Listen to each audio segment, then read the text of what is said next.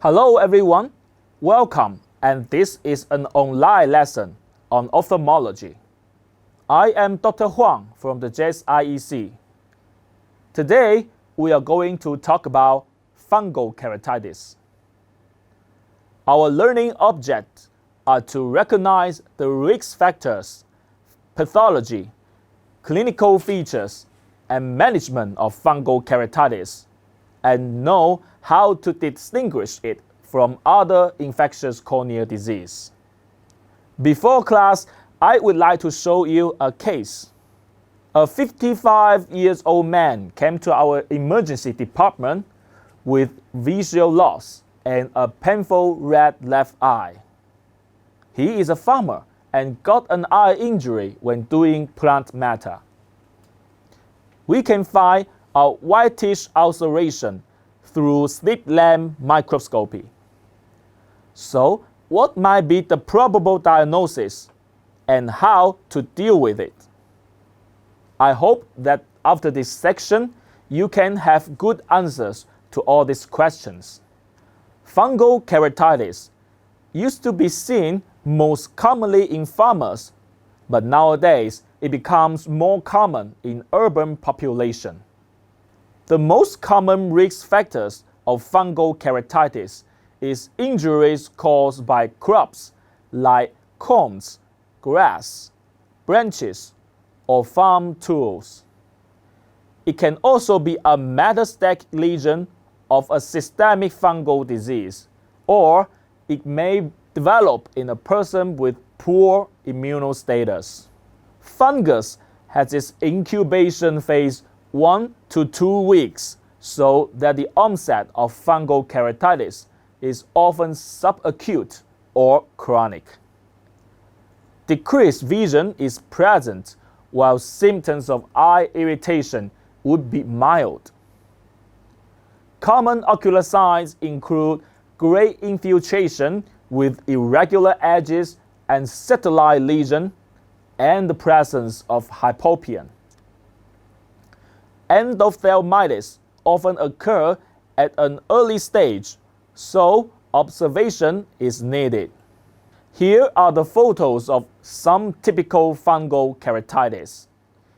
We can see a feathery border dense plaque caused by Candida infections, filamentous keratitis with satellite lesions, and very sticky hypopyon.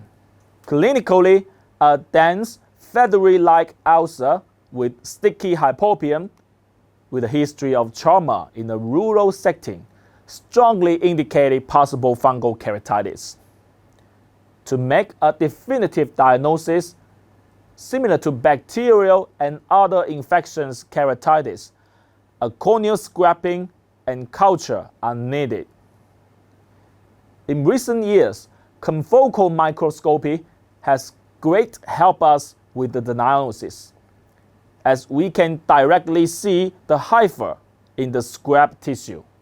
The left bottom image shows pseudohypha of Candida species using gram staining, and the right one shows Aspergillus species with glauco-hexamine silver staining.